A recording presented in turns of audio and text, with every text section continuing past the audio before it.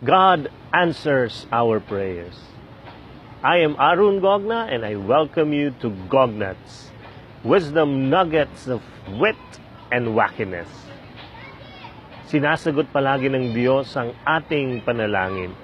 Merong mag-asawa na matagal na silang kasal at they are so faithful to each other. And then, 60 years old na sila. Ha? So, 60 years old si Mrs., 60 years old si Mr. Tapos matagal ng kasal. Tapos, dahil sila ay tapat sa isa't isa, merong isang anghel nagpakita sa kanila. Itong anghel na to sabi, dahil sa inyong katapatan, I'm going to give you, each of you, a wish. So, kung anong gusto nyo, gagawin ko at bibigay ko sa inyo.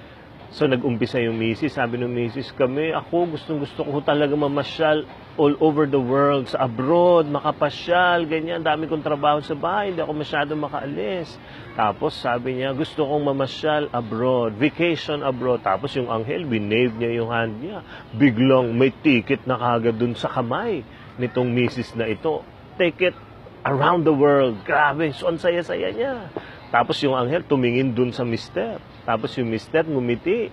Tapos tiningnan niya yung misis niya. Tapos sabi niya dun sa anghel, ang gusto ko sana magkaroon ako ng asawa na 30 years younger than me.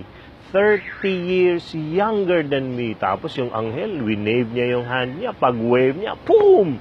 Yung mister, naging 90 years old. So tama, mas bata nga yung misis niya na 60, siya 90. God answers our prayers. And He answers it in 3 ways. Ha? First, He can say no. Sometimes, He will say yes. Minsan, sasabihin niya, are you kidding me? You have to wait. So, paghihintay. Ikaw, ano ang pinapagdasal mo? Minsan, ang Diyos nagkakamot sa ating panalangin. Tandaan nyo, you have to be careful to what you ask for. Sa hinihingi mo sa Diyos, ingat ka. Una, tingnan mo, kung merong kang kaibigan o kaaway na ngayon na may utang sa'yo, anong pinagdadasal mo?